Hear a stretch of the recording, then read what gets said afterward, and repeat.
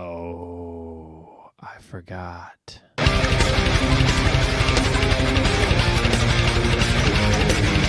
Okay, so metal. Metal. The show's about metal. What is metal? We're going to spread the hidden value in music. We're going to proselytize. We're going to get the word out there. We are. That's important.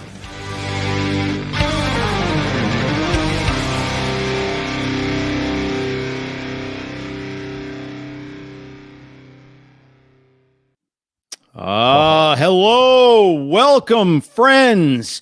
You are about to embark on a journey, and GMP Great Metal Podcast episode 47 is going to take you to the promised land. I feel very classical today. Yes, if that you can't tell by my wig. It's an astounding haircut that you got there, Shred. Yeah, well, my little pony. Got a little pony back here. Yeah.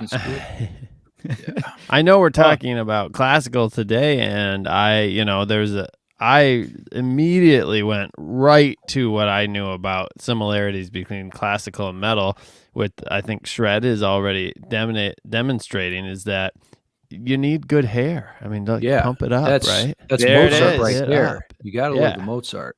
Yeah, is that a Mozart wig, Shred, or Beethoven? It's just like a generic wig, but Mozart supposedly wore one. I don't know. I mean, he died at age 35, so I don't think he would have been totally bald by that point, but maybe. No, it's just hard to maintain those type of locks.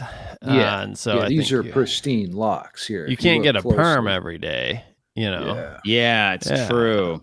The other thing that goes with it is a little attitude, right? You gotta lower your F meter. Scratch your ass a little. Oh yeah. Scratch and just don't give an F. Very nice. Well, so if you have not guessed, I'll tell you, there are few things in this life that are more daunting than trying to get into classical music. Like, where do you begin? I mean, what is going on? There's so many names out there and different periods of classical music and all this kind of stuff. But the one thing that is definitive is that most metalheads tend to resonate with classical music. And a lot of reasons for that. Metal tends to share a lot of commonalities in terms of like structure and some of the musical techniques that they use and all that kind of stuff. So we thought it would be cool. We get a lot of comments about this kind of stuff. And so we thought it'd be cool to do a guide. As metalheads, we are going to guide you into some classical music. Where to begin, like the essentials, like you just have to listen to these pieces. And then we're going to get into some specific ones that match up really well with different metal genres. So if you're into, what we're going to do is guide the listener through the portal of classical music. We're going to get you right in there. And, so deep. We're going to get you in there so deep. Depth. There actually is a lot of depth in this episode. So be prepared for full girth plunging. If that's a thing. Well, it is now. It is now. It's made it a thing. So. So, and we'll talk some specifics about okay, if you're into 20th century classical music, or if you're into hardcore progressive metal, right?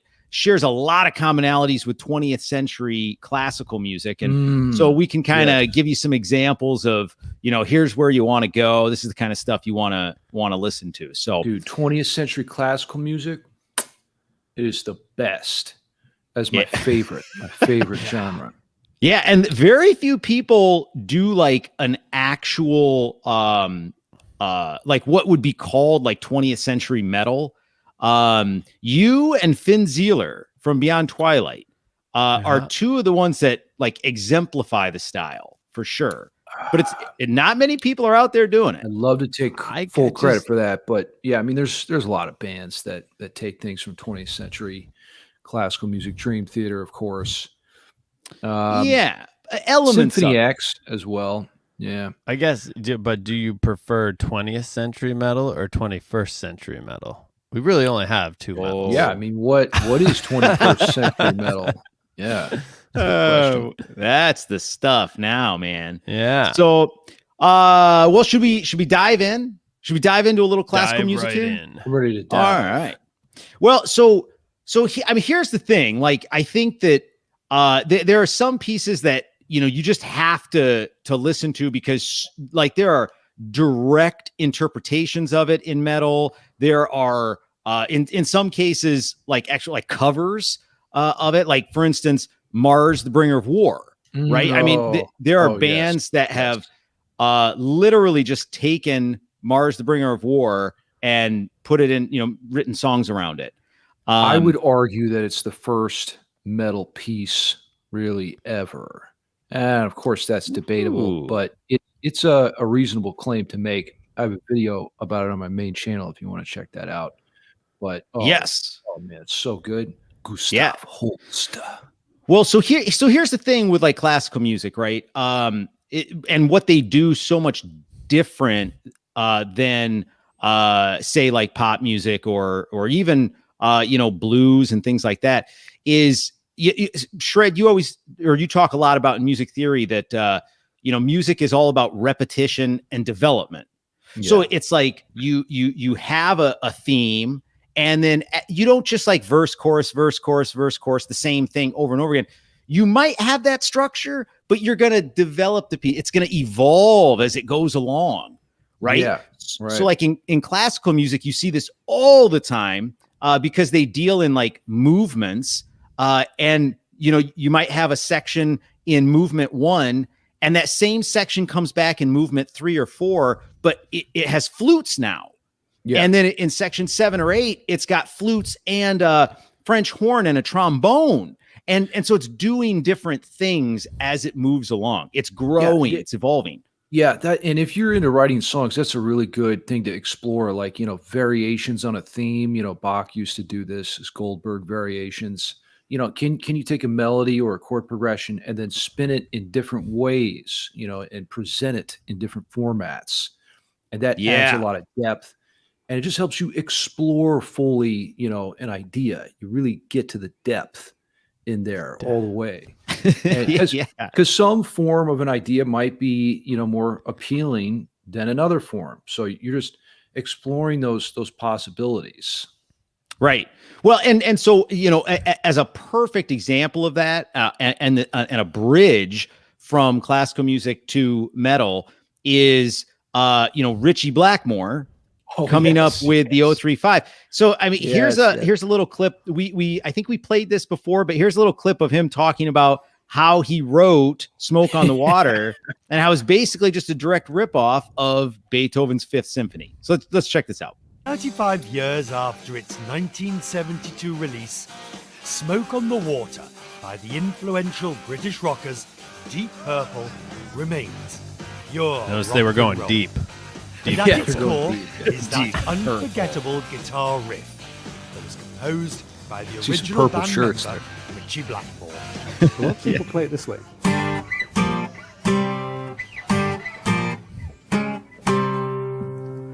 Which is not correct. It's played in fourths, rigid fourths, which is going back to the medieval times. That's how they played a lot of shorn parts, was parallel fourths. So now you have...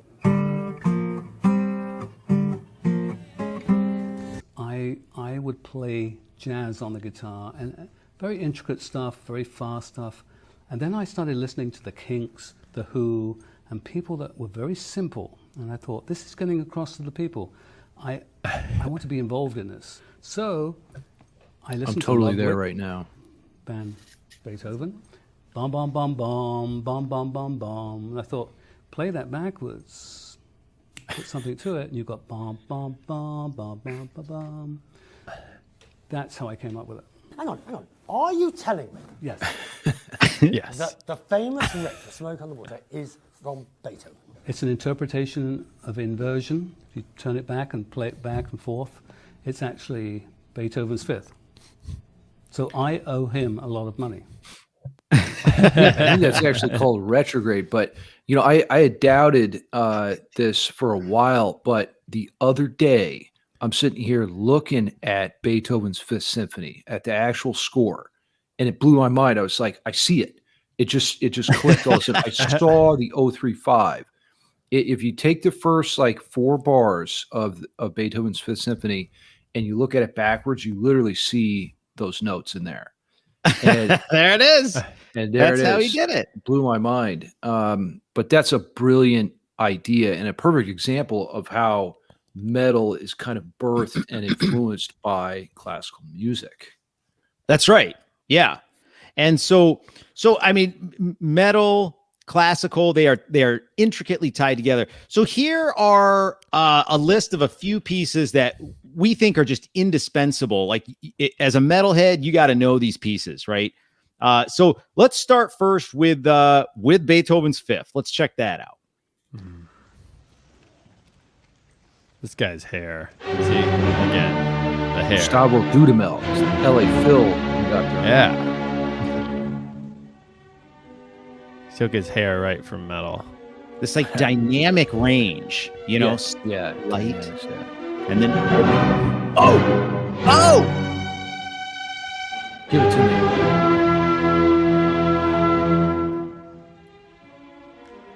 See the large phallic symbols, bassoons there. Yeah. A lot of hardwood. A lot of hardwood. Classical.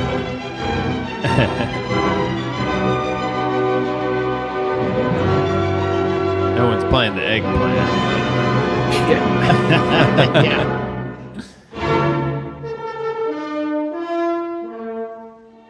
Oh, I mean, that's metal, man. And Yeah. if you look at his face, I mean, he could be a metal lead singer. He's like got the energy. He's got the looks. He's got Oh yeah. I would love to see the dude, take a metal position as a front man. That'd be great. We'll see Dudamel again here. I mean, a lot of these pieces, particularly from symphony orchestras, he's the conductor.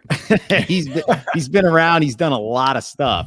Yeah. And then right along with, sticking with Beethoven, his Moonlight Sonata, everybody knows, the quiet part at the beginning and all that kind of stuff, which is incredible. But and everybody's going to recognize the second and a third movement, but it gets super, super technical. So let's check out the third movement, which you will probably recognize a bunch of, metal licks coming off of this. So here's the third movement of the Moonlight Sonata.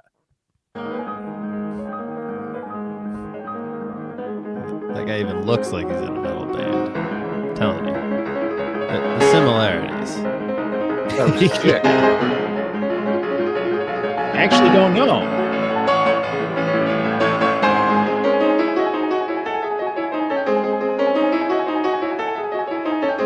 Thought it was going to be Marco behind the hair.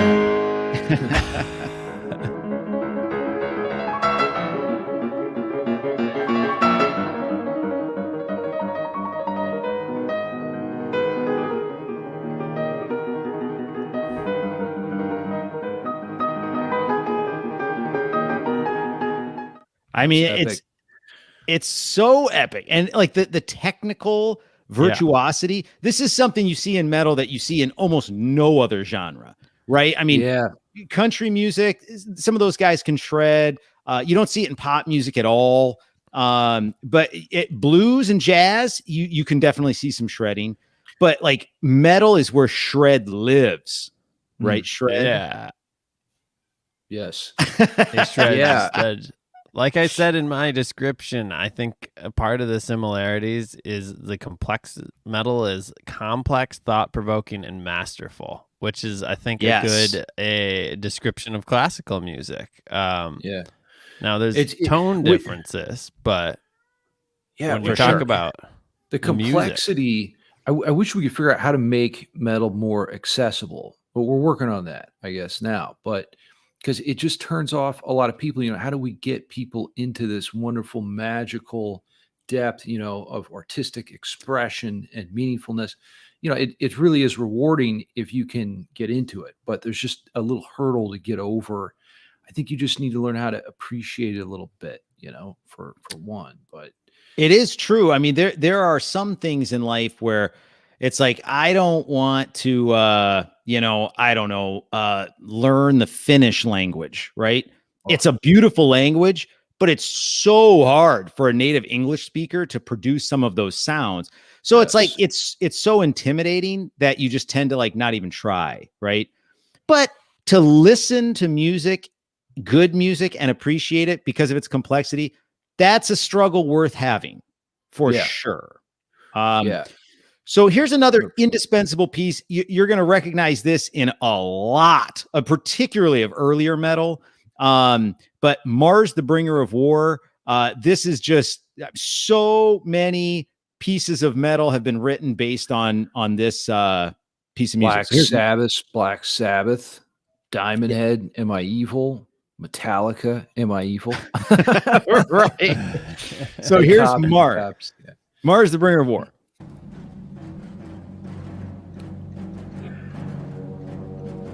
More hard.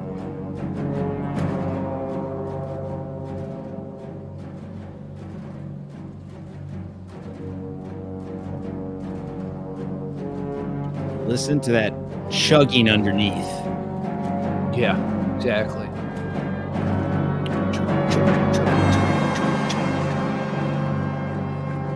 You can like hear the palm muted electric guitar.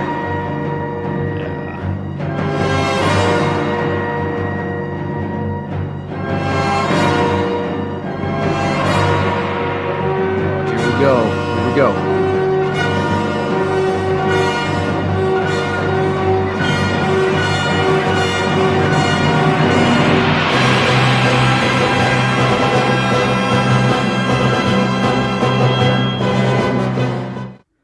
I think this should be Elon Musk's theme song, since Elon's like really into Mars and shit, right? So it's like, Mars, Ring of War. Let's write Elon a letter and let him know what's up. Oh, totally. His theme song. So Smy Tree. This song always takes me to Vader's Imperial March. Totally. John Williams absolutely ripped this off from Gustav Holst. That's exactly what happened. Yeah. Yeah. Yep. and we actually have another piece too, where you can 100% hear the Imperial March. Okay. Yeah. We'll get to it here later. Dvorak, maybe. It might be the Dvorak piece. Yeah, I'm not sure. Yeah. But anyway, indispensable metal, Mars, the Bringer of War. So, and then of course, another one so much has been based on is the Rite of Spring. Right before you say that, before you play that, I was gonna say on the Vader and the Imperial March. I mean, this is where I would say like classical has lived very much in the modern day in film, as like kind of a default soundtrack because it's so expressive and emotional, right? That other forms don't do. I mean, certainly you have the movie soundtracks that have other songs in them, but a lot of them, the base of them is classical. And then in a strictly musical sense, that kind of technique and stuff has gone into metal. But it lives on today through film music, like tailor-made to tell story almost, right? With the dynamics and the emotional power of it. Yeah. 100% variation and tone color with the orchestra. Yeah, it's a great format for sure. And because the music is trying to evoke an emotion that matches the visuals of the film, right? Yeah. And you can't do that in a static way. And so like if you want to go to a club and dance, right, you want a very static beat because you need a beat in order to dance to, right?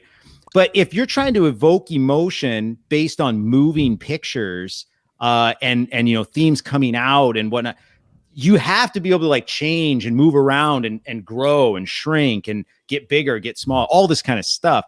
Classical music can do that. And so, film score, obviously that fits right in. So, and a lot of these classical pieces have a story behind them.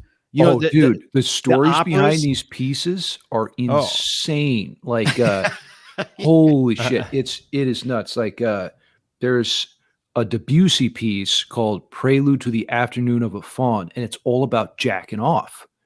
And this guy sees this nymph in the forest, and he starts, and the whole piece is about that, and it's just nuts. Like, it's just this really intricate, orchestrated, incredible story that has all this passionate fervor, and then turns out the actual what it's about is just sex. I would love to hear the climax of that piece. Yeah, it has a climax. I bet it does. The interest. Yeah, go ahead, Pete. I was just gonna say, yeah, because you can have so much emotion and variance in a classical orchestra. I was just thinking that the tonality, like we talked, it has different tone, but actually, like, metal brings so much into tonality, but in a wide variety. Electronics, like Symmetry said, like, imagine if they had Marshall JCM 800 and Les Paul 200 years ago. Right. Yeah. Well, there's that. Exactly. But it's like what they had was the orchestra, and they could get a lot of different Right. sounds out of all these instruments. Now we can do that digitally and through other tools that we have, so we can get this stretched variety without a full orchestra sometimes. And honestly, I would argue that you can replicate the sound of distorted guitar. Luke and I were talking about this with fortissimo brass section. If you just play a brass instrument, if you blow that brass, blow it really hard, then it becomes like, I've even heard people say it has the same waveform as distorted electric guitar. It's like a square wave or whatever. But it really does sound similar. So, if you're a good orchestrator, you can make the orchestra sound like pretty much anything. It's just an unlimited tone palette of color. They have again, this goes back to like the virtuosic nature of classical music and metal is they have incredible mastery over their instrument. They can make their instrument do things aside from just like, playing a note, right? Or playing a series of notes. They can be so expressive with how they play notes. Yeah. And make, just like, I think of Rage Against the Machine. I can't remember what Tom Morello, I can't remember what song it is, but he actually takes his guitar Input cable jack. out and starts rubbing it on his strings to make the amp make all these crazy squeaky, screechy noises. Yeah. And that's like part of his solo, right? Yeah. I mean, he's mastering his instrument to make it do things that it was not even designed to do. Yeah, just thinking creatively, like, how can you hit something? Like, dude, there in the 20th century, we went through this period where we're just trying everything, right? And they had something called prepared piano. So you like put ping pong balls inside the piano cover and have them bounce around on the strings for an effect.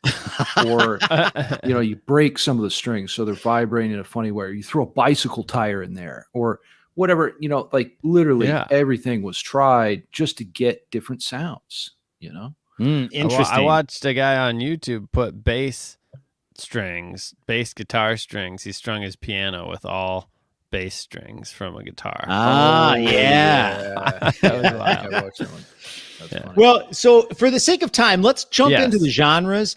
But a couple other pieces you guys got to go check out. So Mars, the Bringer of War, for sure. The Rite of Spring is a big one. Also, check out Strauss's Also sprach Zarathustra.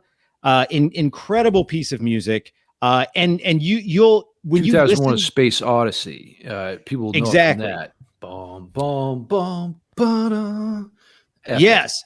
And when you guys listen to this stuff, you're gonna be like, oh, I can think of like 5 or 6 metal songs that remind me of this. They were probably inspired by these pieces of classical music.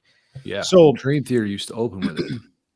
Yeah, at their concerts. Yeah, live shows back when that was a thing. So okay, so here we go. We got a number of genres that if you're into this genre, you got to check out this music. So we're going to start with my favorite, doom metal. Now, the major attributes of doom metal is you typically have the slower tempos, the really deep moaning guitars, or some kind of instrument. Is that really the right word? Oh, they moan. Yeah, they moan, man. Moaning. And and the whole idea is that it's evoking feelings of despair and tragedy and impending doom, right? That's where it gets its name. Doom. Like, oh my gosh, doom is happening, right? And so now one of my favorite bands, and one of the big names in the doom scene is Draconian. So here's an example of like some doom metal, and then we'll hit you with some classical pieces. Here's Draconian's "The Gotham Break."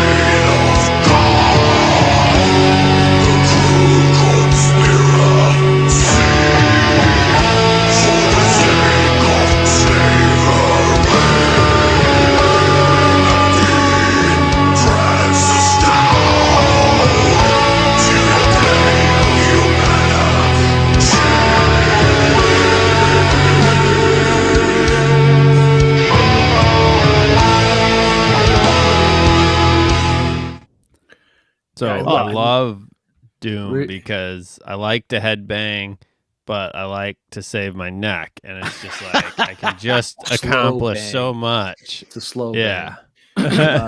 You're banging at like 66.6 beats per minute as opposed to 166.6. I guess maybe that's just head nodding.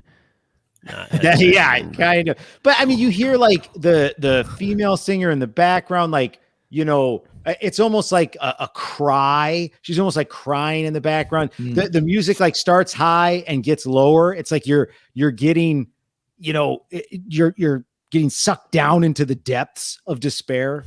That's doom metal, right? At its finest. Well, there's Plus a lot the melody in there, like in the guitar parts, that's very important, because if that wasn't there and it's just all, the barking and the growling, right? Then it's a lot harder to keep people's attention. Much harder. No, it really is. So here's an example of doom in classical music. This is Shred, you'll have to maybe correct me here. Mussorgsky, Night on Bald Mountain. Mussorgsky. Yeah, so here's Night on Bald Mountain, and just you can like feel the impending doom here.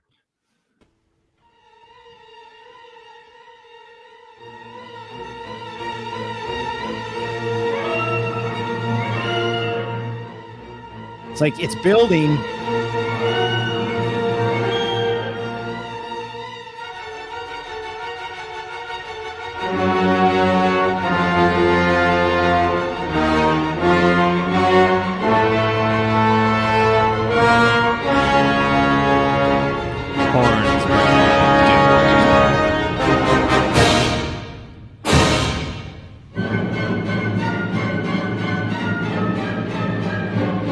There's the shrieking.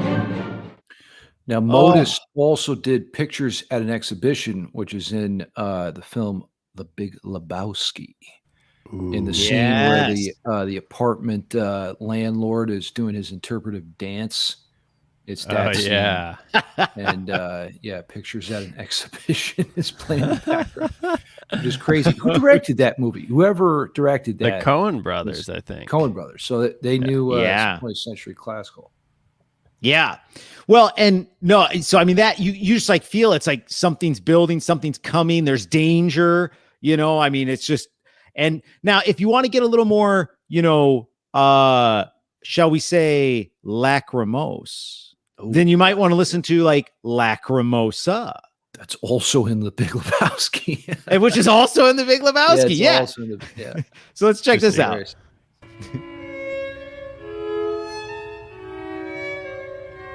Oh, great shot.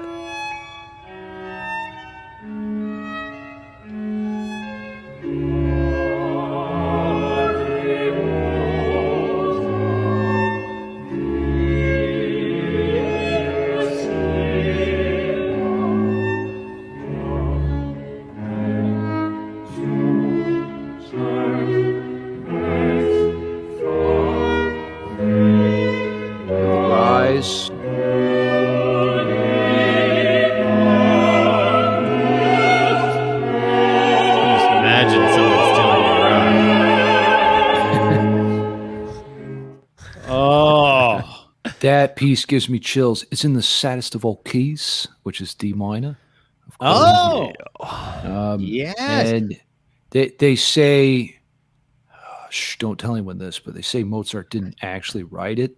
This guy named Franz Xavier Sussemeyer, but whatever. I just choose to believe it was Mozart, because Mozart definitely started the piece, while he was on his deathbed, basically. So how ironic? Yeah, there he is, right there. How ironic is that?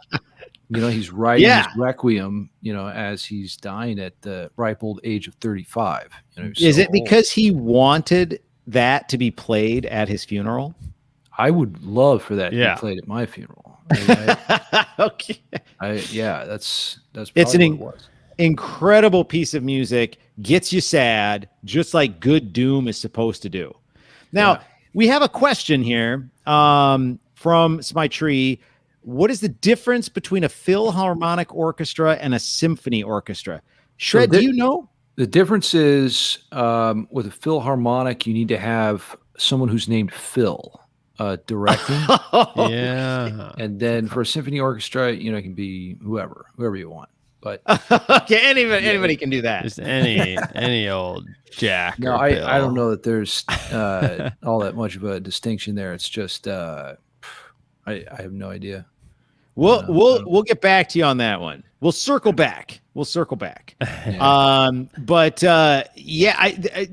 probably like some kind of just like regional thing. If I won't even venture a guess. It's just like a traditional thing. It's just what we call it. I don't think it really means that much, but the main thing is the music they play.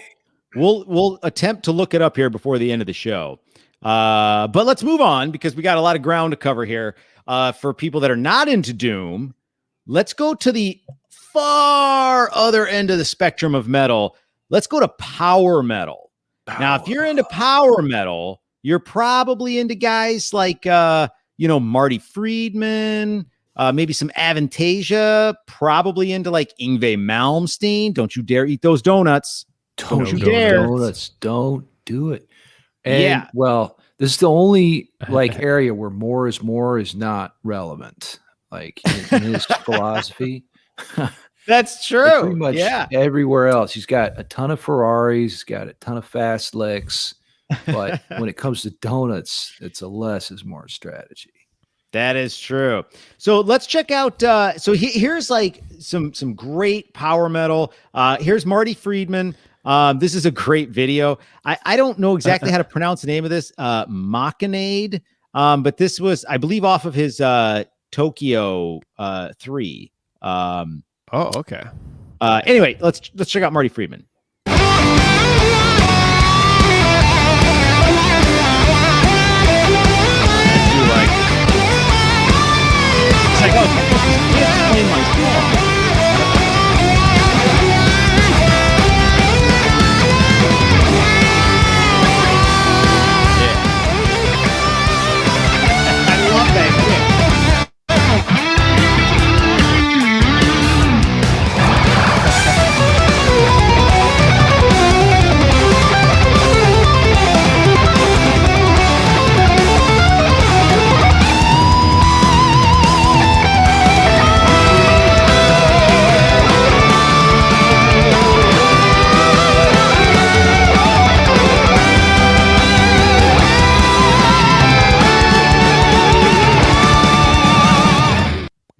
I feel like Marty is Japan at this point. He's just like the synonymous. He's like eating. Was he eating? Well, it's like turning he's got Japanese. those. He turned Japanese. Yeah, like when you came back from Japan, you brought me like one of those little like Japanese like cookie cake things or something. Oh yeah, he eats those. Yeah, and he's like got them in the video. I think that's what those are. I can't really follow tell. him on Instagram. He'll like eat a Japanese snack and then play like a lick. And that's what I need. I'm going to follow him right now. How did I miss this my whole life? So, whereas Doom is all about, slow tempos and, down-tuned guitars, power metal is all about fast tempos, and it's about virtuosity, right?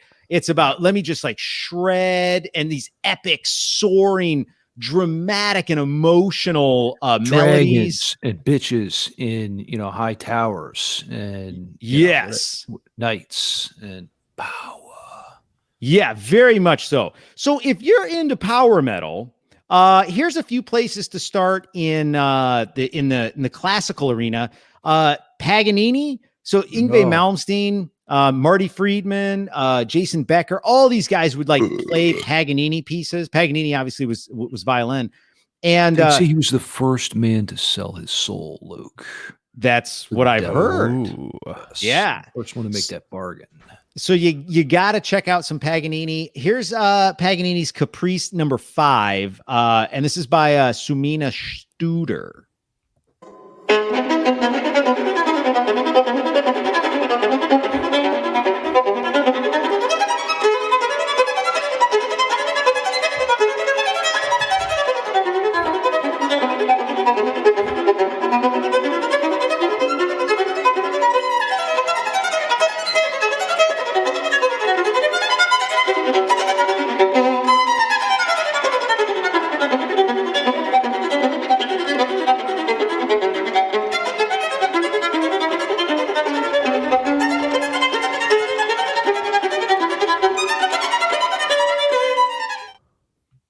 I mean, come on.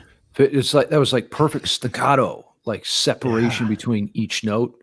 Immaculate. Yeah. Oh, yeah. Incredible. That was really good. You get that big soaring melody going, and you're just shredding like crazy, right? Shred fest. So you got to check out Paganini. Now, another one that is big on the classical power.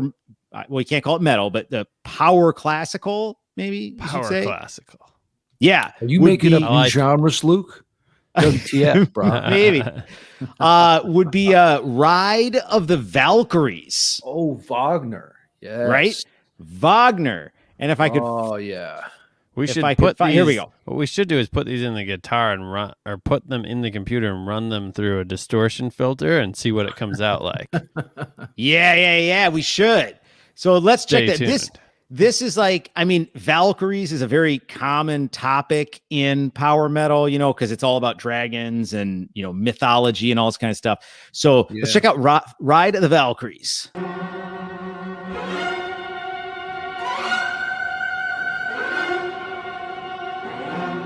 Dramatic.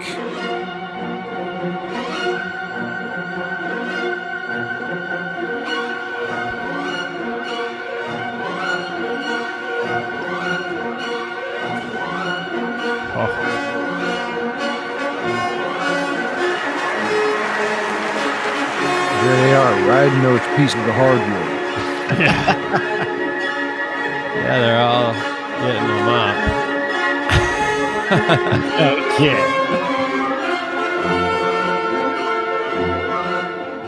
I don't know what that clip was, but well, I think the idea is in Norse mythology or whatever it is, the Valkyries take you into the afterlife, so that they like fly you into the realms of the afterlife or something like that, right? Yeah, well, they're warriors that die, and then they come back to fight wars with Thor, something like that. But yeah, that's the deal. So Norse mythology, we at least know that much. yes, right, we know that much. So. And now another piece you got to check out. We won't play it here again for the sake of time, but you got to check out Vivaldi, the Four Seasons. Luke, you got to play that one. The summer is it? Which one did you get? Yeah, I had summer, but I don't think I have it loaded here. Well, if you don't have it loaded, don't worry about it. But I don't have it loaded. I could find it, but I don't have it loaded. No, next time. Yeah. So, but Vivaldi's, Four Seasons, you're going to get a lot. You're going to go through a wide range of emotions, but you're going to get a lot of like power classical in there. So, yeah. Incredible stuff. So, okay. Dude, this topic gets me amped. It's so pure. Like when you listen to all this shit, like these composers would spend like years sometimes writing these pieces, right? So it was just such a masterwork when it was completed. Like I'll start a video and then publish it the same day, and it's just a mess, right? But these guys, they were putting so much time and effort into this, really perfecting every aspect of it with the story, with the, you know, the instrumentation and the composition itself. And so you can't help but just absorb all those good vibes when you know, go into it yourself. So I highly recommend people deep dive. The masterful part to me too is like, I mean, and correct me if I'm wrong, Shred. I mean, a lot of these guys, it's not like they had synthesizers and computers, right? They were like, I think this is going to sound cool, and they're like writing it on pieces of paper for orchestras to play, right? It's up in here in the old noggin. Yeah. They had a lot of training. Yeah. Most of these guys were keyboard players, so they would work it out on the piano too. But yeah. So but you can work it out on the piano now is what I'm saying, and it can sound like a violin. Then you were working it out on the piano and imagining how it was going to play out. Yeah, right. Yeah. You had to have a higher level of training for sure to bring this stuff to life. And then you get all your buddies together and you have music playing parties. I'm just curious how this sounds. Oh shit, that sounds terrible. Let's go back to the drawing board. Yep, back to the staff. All right, so that's power. If you're into power metal, you got to check out some Vivaldi and Wagner and Paganini. Now here's a real easy one. Maybe we should have started with this one, but a popular metal genre today is symphonic metal, right? Bands like Therion and Nightwish and Rhapsody and Epica. You know, these guys, they're doing what classical music does and setting it to metal, right? Big soundscapes. They typically have like very operatic voices, vocals. And then, you know, same thing, like subject matter typically involves myths and legends and fantasy elements and that kind of stuff. So of course, the probably the biggest name in this space is Nightwish. And perhaps the easiest example of this is Ghost Love Score off of their album Once. So let's take a listen to that, and you'll hear like the symphonic elements in the background, the violins, and all this kind of stuff. So here's Ghost Love Score by Nightwish.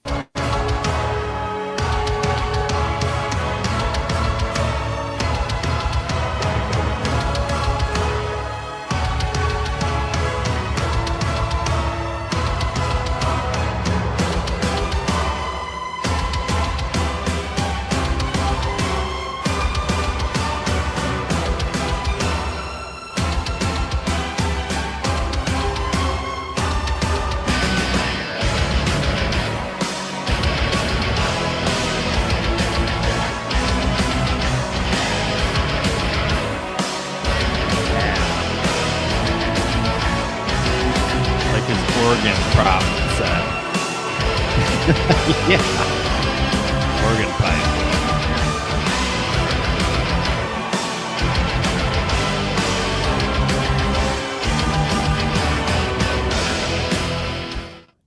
Yeah, Tumos has got a big pipe there. I mean, pipes, multiple pipes.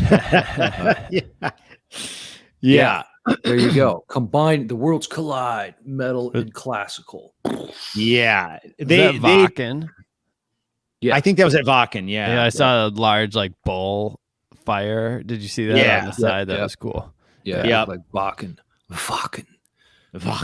Yeah. So now if you want this sound, this is not a difficult sound to find in classical music. Obviously listen to symphonies and they sound like symphonic metal without the metal, right? But there are some standout pieces. So one of them here, this is maybe someone that you're not as familiar with. He certainly was not on my radar. And researching for this episode, I couldn't stop listening to this guy. I also can't necessarily pronounce his name. It's shostakovich. Shostakovich, yeah. Shostakovich. The Russian. Okay. He's a Russian. The Russian composers, man, Stravinsky, Shostakovich, Prokofiev. Oh shit, who's the guy missing? There's one other guy that I really love. But anyway, Russian composers were really good in the 20th century. Yeah. I fell down a Shostakovich hole this week. And so here's a section of his symphony, his Fifth Symphony. It's part of the fourth movement. Let's check this out.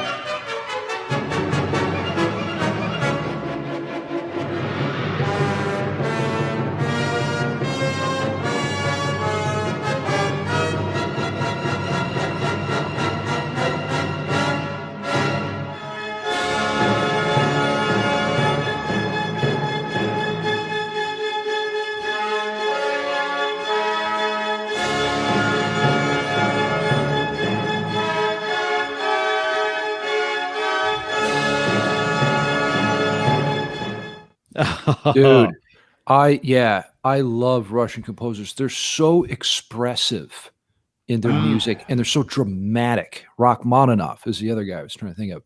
Oh, yes. But oh man, for whatever reason, it has to do, I think, with what was going on in the world at the time too. A lot of dramatic things with the war and whatnot. But World War I, II, but a lot of music in the 20th century is influenced by that. So it comes out just being really dark and dramatic, and what other adjectives you want to use, but I love it. It's so good. Yeah, I was looking at that section of the percussion section and thinking, again, this is partly where technology has just moved us into a ability to do so much more with so much less. Like the modern drum kit hits a lot of those parts, right? You have various types of cymbals. You have the toms, which are going to maybe not be as low as what you had there, but give you that kind of like low thunder. One interesting thing. Give me that thunder. One interesting difference with metal versus and most modern music versus classical is like this consistent driving beat, right? And I don't know, like you don't find that very often in classical where they're just like like the whole way Mars through. the Burning of War does have it. Yeah, it's less common for sure. Yeah. But sometimes it's there. Yeah. And that's part of what makes it harder to access, like we were talking about. I love to figure out how to get people to listen to this shit because it'll change your life. I'm evil forever because of it. It's just well, Shred, get back in there. I'm telling. I just gave you the secret. Get in there, like take one of these scores and just edit in a consistent drum beat. Or maybe a triangle. Ting, ting, ting, ting. Yeah. That would help. The triangle helps. Occasional double bass. I mean, I think that a lot of what makes classical music so good is the fact that it's not simple and formulaic. So I don't think we want to turn classical simple and formulaic. I think we need to upgrade our, sense of what is good, right? No, I was saying though, as metal a society, we need to appreciate, complexity. But I'm saying like metal's complexity and has a driving beat typically, but I think it helps hold the song. It catches people, we just got to do complexity. We got to do short clips because, like a lot of these pieces are like literally an hour and a half and it's just not really made for the modern attention span. But, I mean, that's why they have movements, Shred. That's why they have movements. Yeah. Like Jelly the Ninja said, though, not a lot of double kicks in class. No, it's true. But these guys, you can literally, especially with the Russian composers, like you can hear them exploring sounds. Like when you listen to modern popular music, it's a lot of times like a binary emotional response. You're going to feel kind of like sad or happy. There's not necessarily a lot in between. But when I listen to 20th century classical music, I'm like, whoa, all these subtle shades in between the cracks that I'm feeling. I didn't even know I could feel that. Like, what is that? What am I feeling exactly right now? That's the sensation I get a lot of times. And it just really adds a lot of depth and perspective. I'm like, I literally didn't know I could feel that feeling. And it just comes from the scales and the textures, and it's just not what you hear in modern music. So it's mind blown. It's really interesting that you say that, because I was just having a conversation with my wife this week, and she was like, when I listen to pop music, it's because I want to feel happy or sad. She's like, when you turn on some of like your progressive metal or something, she's like, all of a sudden I'm thinking about like a longing in my soul, or I'm thinking about a desire for something. And she's like, it's not a happy or sad dichotomy. And you just said the same thing. I mean, that's subtle gradient, in between those two extremes. Dude, like listen to Debussy sometimes, like he hits you way in the cracks. That was the jack off guy in the forest. Sorry, Debussy, to reduce you to that, but it's so true. Like it's just such a rich depth. These guys were, they were, a lot of them were philosophers, like Strauss, was good friends with Friedrich Nietzsche, the German philosopher. Right. And that's, where his 2001 Space Odyssey piece, originated from. So these guys are thinking, really deep thoughts. Bartok's another great one. I see Symmetry talking about Bartok. That's we'll get to in the Bartok. movie The Shining, by the way. Bartok has music in the movie The Shining. Jack Nicholson. What the fuck's his name? Nicholson. Well, sometimes the emotion is not even emotion. I was going to say it's like exploring it is in a way, but like I think a Mannheim Steamroller did these Fresh Air albums, which were really cool. Right. And and you see this in classical too, like The Rite of Spring, and Fresh Air was about like what does spring sound like and feel like, right? Dude, The Rite of Spring is a whole vibe, bro. That is such a cool, because it's about basically like young women coming of age and then reproducing. Oh, it's intense. That is a super intense piece. Yeah. So we got to get to a couple more pieces ahead. Here. So take us there. Another, if you're into symphonic metal, here's a clip of Dvorak, Russian or Czech composer. Yeah. Dvorak. And so here's a segment of his Ninth Symphony, fourth movement.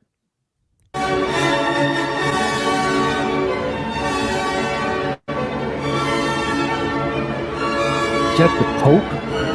Yes, he's playing for the Dudamel's playing for the Pope. I get Lord of the Rings vibe here. Oh yeah.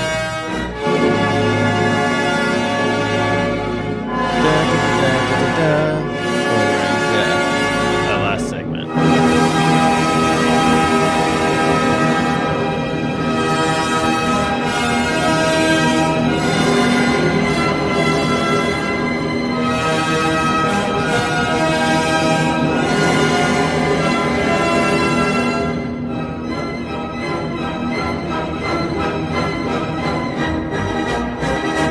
Whoa.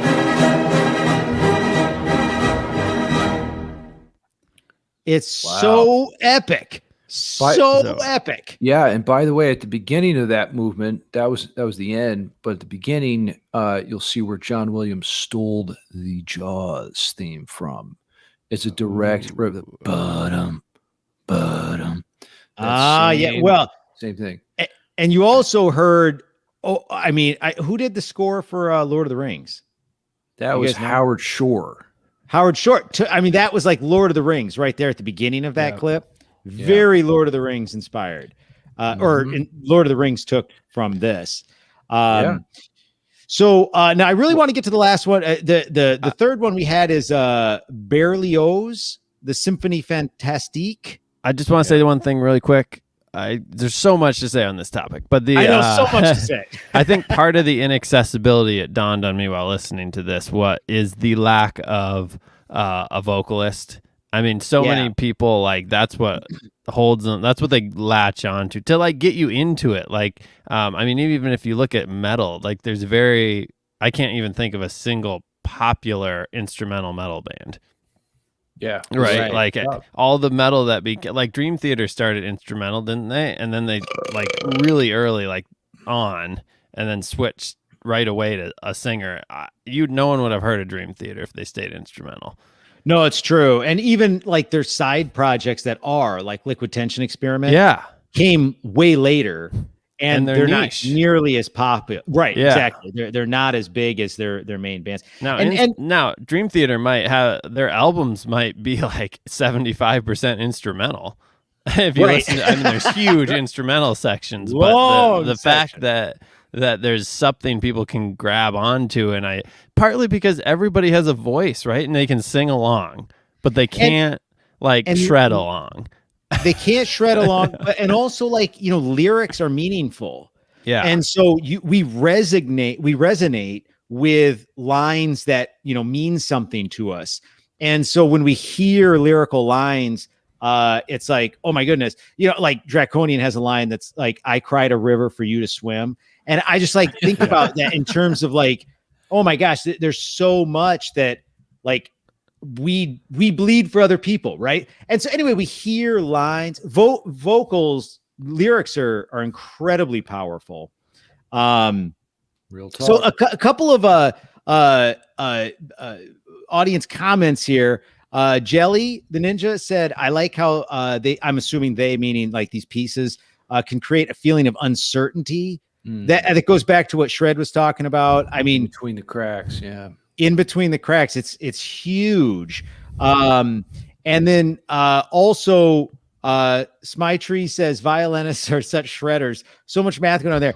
It's so true, and they don't even have frets. Like this has always boggled my mind how they can be so accurate and they don't even have frets. It's just I don't get it. You sell your soul to the devil, bro. He guides your fingers. You know, he takes your finger and he just guides it along that hardwood to the right places. That has to be what's going on. I'm getting hit a little from Thomas here on Conquering Dystopia is an instrumental metal band. And he also said that Alluvial's first album was instrumental. I didn't say there weren't instrumental metal bands, but what I was saying is the bands that become popular don't seem to be instrumental, right? Amongst metal, like the ones we all know, you don't have like Black Sabbath of instrumental, right? Totally. Right. I think lyrics are a way of connecting with your audience. Luke, we got to get to. Okay. Yeah, what do we have left here? We're going to dive in here. So now we're talking about we've made it to the 20th century, right? Now some of this stuff actually was in the 20th century, but we're going to talk specifically about 20th century classical music. This is where shit gets wild. This is right up Shred's alley. So 20th century classical music was largely, or not largely, but some of the major attributes of it is they got very experimental when it came to theory, right? So they started explain with things like atonality and serialism. They got into really complex rhythms and structures, dissonance. You know, I think if you go back to like, maybe it was the Romantic period or the Baroque period, I can't remember which one, like dissonance was bad, right? You wanted harmony. And in the 20th century, they were like, they were like, let's make chords that don't make sense with each other. You know, notes don't make sense with each other. And they got crazy with dissonance. Well, this is so metal. It's not even funny, right? When you start talking about like complex rhythms and dissonance, that is metal. So a perfect example. Yeah. Meshuggah is a great example of it. Some of that is cultural, and I'm not going to take us down. That's a whole nother topic. But like we find acceptable, like within, dissonant, is somewhat cultural even. It's crazy. No, that is true. And that's why you have like these different scales that sound radically different from different parts of the world. Those are the erotic. The erotic scales. Exotic scales. Right. So a very popular metal band today that really exemplifies a lot of these concepts, odd time signatures and weird rhythms and dissonance is, of course, Gojira. So here's a little excerpt of their song Explosia. I don't know if you can, though. A lot of groove. Oh yeah. Tremendous groove. Like that was a study in rhythm, as well as when it got into like those harmonics there at the end. It's like very atonal stuff. Like it doesn't sound good together. Like they don't harmonize, but they make it work. And then you're just like, oh, I love this. This is really cool, right? That they make dissonance work. Yeah. And so some of the examples of that in 20th century classical music, which we're going to check out here. We're going to bless your ears and make them bleed. Get ready. Yeah. This gets crazy when you start going down this road. But so for whoever mentioned Bartok earlier, let's check out a little piece from Bartok. This is called Allegro Barbaro.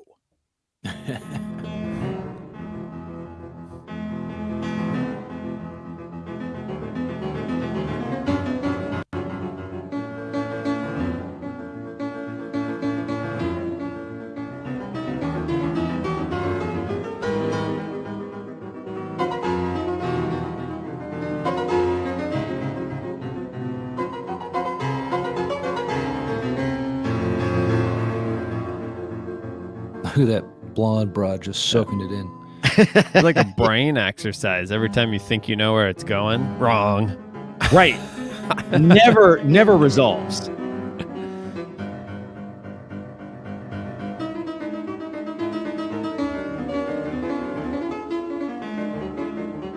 I find it incredibly fun. That guy is struggling. He's like, holy crap, what are my hands doing? Yeah. How does he even know where to go? I mean, there's almost no structure to that. Well, the good news is no one would have noticed if he missed a note.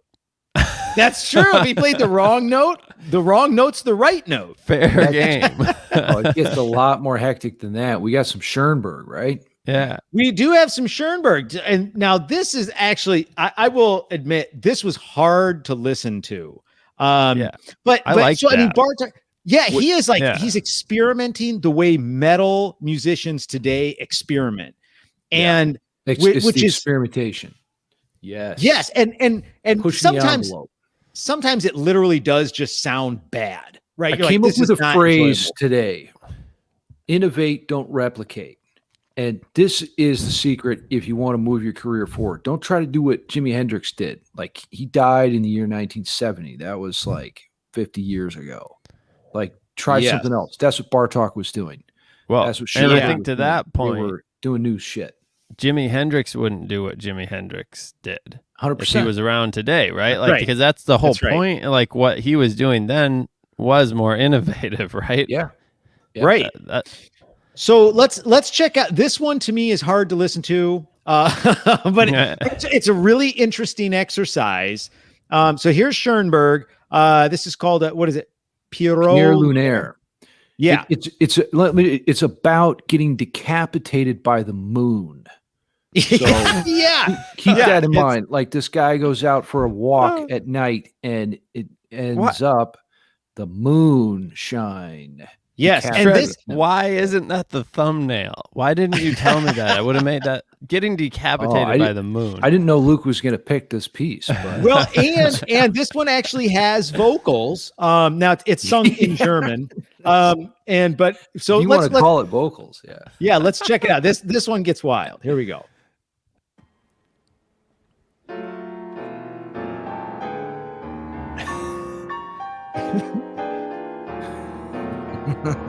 This broad, she's ready to kill it.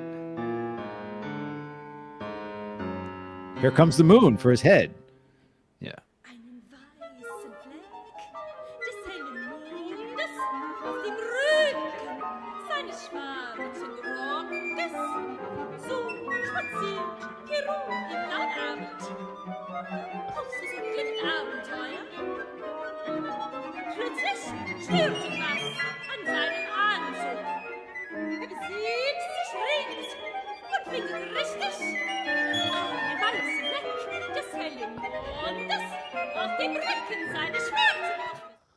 Now, That might sound like nonsense, but I would encourage you guys to look deeper into Schoenberg. Like if you go previous to this is when he got really atonal, but he does have, a period in his career earlier on that was much more tonal. And really there's some good stuff in there. And it sounds really cool to make his techniques metal using serialism, which is basically not repeating a note in all the 12 tones of the scale until you use them all. That's the general idea. And you come up with these tone rows and stuff. And Ron Jarzambek is one guy who implements this into metal. I've done this in a few videos, but just the concept, take the concept. The concept is counterculture, do your own thing, disobey the rules, come up with another way of thinking. That's Schoenberg's inspiration to you as a metalhead. Don't worry about all of the insanity of getting decapitated by the moon and the atonal German phrases. And by the way, he was very influenced by World War II. He moved from, Europe and came over here, actually came to Hollywood and lived just up the street from me here in Hollywood. So very interesting life that he had, but his music was really affected by, world events and the war. And that's why it was so dark. Yeah. The World War II, after World War II, almost all art went through that whole postmodernist movement. But I think that there's a way to take these techniques and make them palpable.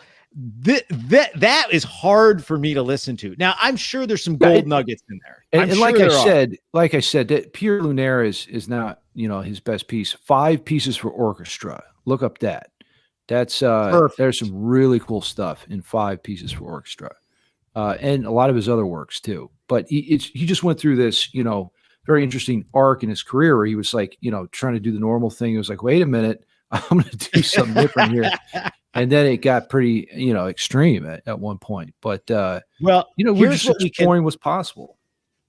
Yeah. And what we can all agree on is that Schoenberg is metal AF. No question about it. Whether you like him or not, he is metal AF. And I think that a lot of these guys, I don't know if Gojira, if the Duplantier brothers listen to Schoenberg or whatnot, but a lot of the stuff they do is like techniques that Schoenberg very, very much played with, maybe even invented many years before Gojira. So I think it's had a heavy influence on the metal scene, 20th century classical music. Yeah, if not directly, indirectly. Yes, exactly. So that reminded me a lot of This Moon from A Trip to the Moon, which was like one of the first films. Remember that? Yeah. It's just like effed up. Okay. Just stuck in my effed up. eye. All right. Well, and then of course the last one we have here, which we won't play, but is Stravinsky. Stravinsky had a whole bunch of really, really good stuff. If you're into a lot of the math metal type bands, Meshuggah, Gojira, a lot of progressive metal stuff. Bartok, Schoenberg, and Stravinsky makes Meshuggah. Wow. I mean, I don't want to say makes Meshuggah look like child's play, but I almost wanted to say that. The point is that I have the Rite of Spring score actually right here. The other one that I listened to this week that was really interesting was the Firebird or Firebrand Suite. I love the Firebird. Yeah, I love the Firebird. Yeah, so it's really intense. I have the full score here. Oh, there it is. I mean, trust me, guys. They're like it's like the Dance of Eternity. It's like every bar is a different time signature kind of thing. Oh yeah. So you kind of get where those guys got their ideas from. It was cats like Igor Stravinsky. The Russians. I like them. The Russians. They gave us Vinyl Wednesday and some really bad shit. Okay, so all right, we got to run. But this was a fantastic topic. We will do some follow-up videos to this because this was a highly requested favorite topic ever. 20th century music and metal. There was a recommendation to make it a weekly segment. So maybe we should have a segment every week about this. We could getting some classical music recommendations and all that. So appreciate everybody joining us. It's been a hell of a good time as always. And until next time, remember, the world ends with you. So make it metal.